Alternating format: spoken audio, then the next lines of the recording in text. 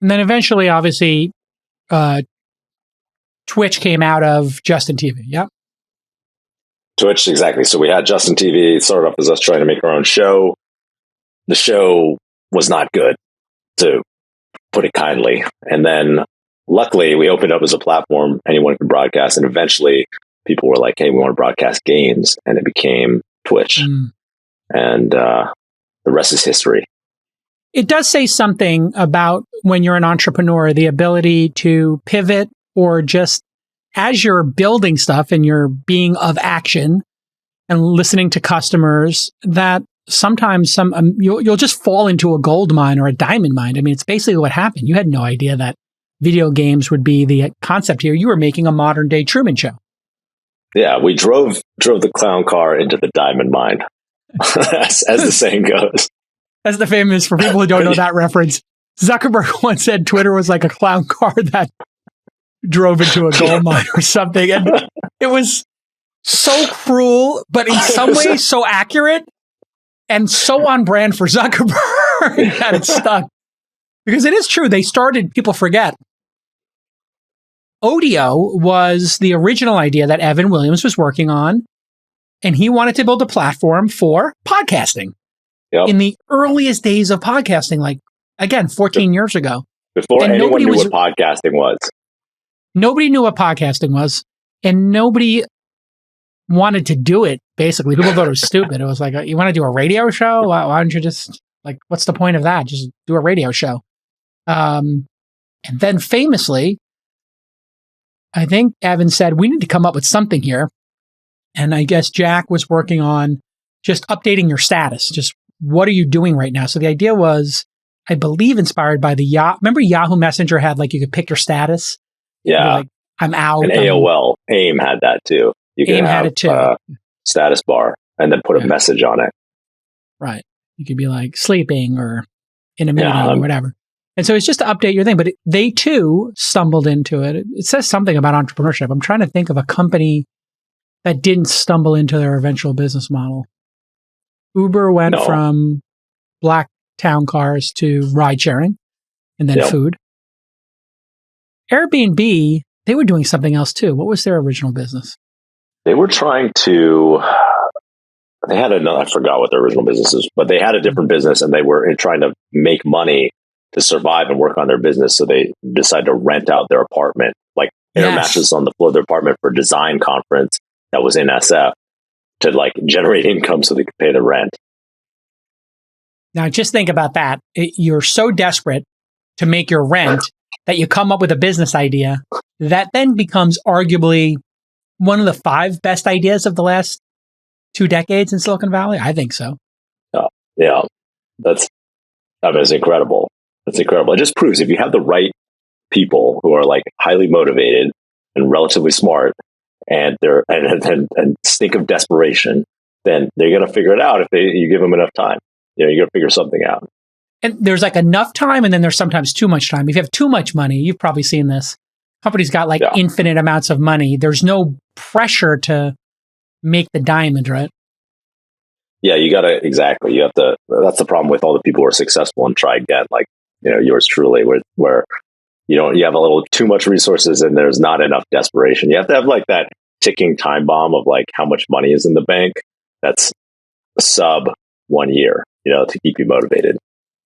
I find that I think founders do their best work somewhere between 12 and 24 months. So I'm agreeing with you.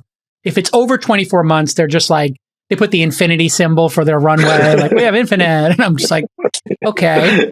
But there is something about that 12 to 18 month window, because fundraising is in a normal market, 3 to 6 months. So if you have 12 months, that means you got to get some shit done for 6 months. And then you got to clear a market with investors again, and they're going to want to see some progress.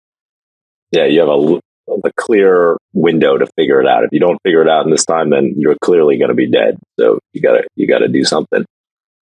And when you look at the companies you've invested in, what common traits do you see in the people who figure it out in a major way? Not like get to a couple of million in revenue, but the ones who get to tens to hundreds of millions in revenue. Is there something you can think about with those founders that was unique in some way? Because we get this all the time, right? Like when new investors ask us, like, how do you pick founders?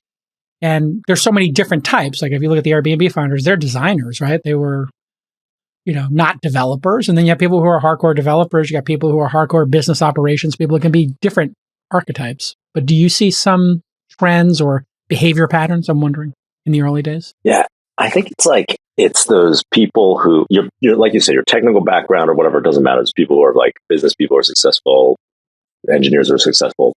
But the attitude that I look for, that I think is like, it's the people who are both humble enough to know that they don't know most things, and they are always learning from people around them and always trying to iterate their process.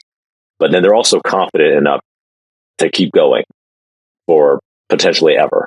So it's kind of like that right in the middle of like, there's a humility, healthy dose of like low ego humility. And then there's a deep well of confidence. It's like, I'm going to figure it out. And they have, sometimes that comes from some chip on their shoulder or whatever. They have some insane drive, but like it's a combo of those two things. Like the best founders I know, they're always like learning from people around. Like I remember watching like Drew from Dropbox or Brian from Airbnb, and they would always have like new mentors or new people they were learning from who were like a couple steps ahead of them. You do see that a lot. The people who seem to be incredibly successful are sponges for information. They seek out knowledge. They ask really great questions. They listen deeply. They take notes. They're just rabid about that. But there's a humility to it, which is, hey, there were people who figured this out before me. I might as well ask them. And then there's this sort of resiliency, and you get the sense that somebody like Travis or Alex from Calm, they're just never going to give up. Vlad from Robinhood, just talking from our portfolio, you just get this like, it's like inevitable. They're going to be successful in their lives. They're just not going to give up no matter what happens, no matter how hard it gets. Even if they run out of money, they're still going to show up for work and figure it out, as opposed to a lot of the people I thought were strong, I invested in, and they're like, they hit a bump and you're like, well, if you just cut your 12-person team down to 7, you would add this much runway. You'd have more time to figure it out. And I literally had one of them say, I just don't want to do that. I'd rather just wrap it all up and close the company. And I was like, okay, well, thanks. You just told me you're bluffing. You don't have it. I don't need to invest in your company ever again. Like literally, you don't have the ability to just cut 5 people to keep the dream alive. Well, then this isn't a dream. Yeah. Yeah. I mean, I think there's a lot of people in Silicon Valley. When we started off, people weren't coming here necessarily to get super rich. It was like they were coming because they were interested in technology. They wanted to try something new. They wanted to be an entrepreneur because they couldn't get a job anywhere else. Yes, it was, and then over the course of Silicon Valley becoming very successful and very, very common job path in the last 15 years, you attract people who are like high functioning people who could be getting paid a lot in Wall Street or on Facebook, or maybe they came from those places and then they want to start a startup, but they don't necessarily have the same tolerance for pain that some of the that other people do when they like have no choice, or they're like a misfit, or they're just like, this is like the only shot I have. MicroAcquire is a startup acquisition marketplace that cuts out the middleman. Basically, that means they help startups get acquired efficiently. If you're a founder looking to sell, MicroAcquire is free, private, and involves no middlemen. You know how it is. You try to get a deal going. There's somebody in the middle. They don't care about the parties involved in some cases. They just want to close a deal. And you really have to wonder, who are they working for, right? You're always wondering about incentives there. Well, you don't have to worry about incentives at MicroAcquire. To date, MicroAcquire has helped hundreds of startups get acquired, and they've facilitated hundreds of millions in closed deal volume.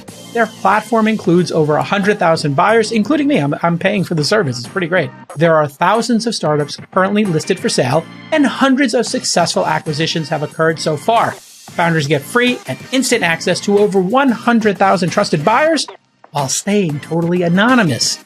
On the other side of the marketplace, buyers like me simply pay $290 a year for access to deals on the platform, which means you're getting rid of the looky-loos, right? Unless you're serious about this, you're not going to pay the $290. So MicroAcquire helps startups find buyers. It's as simple as that. They'll help you start conversations that can lead to an acquisition in just 30 days for free. Just go to try.microacquire.com/twist. Once again, try.microacquire.com/TWIST.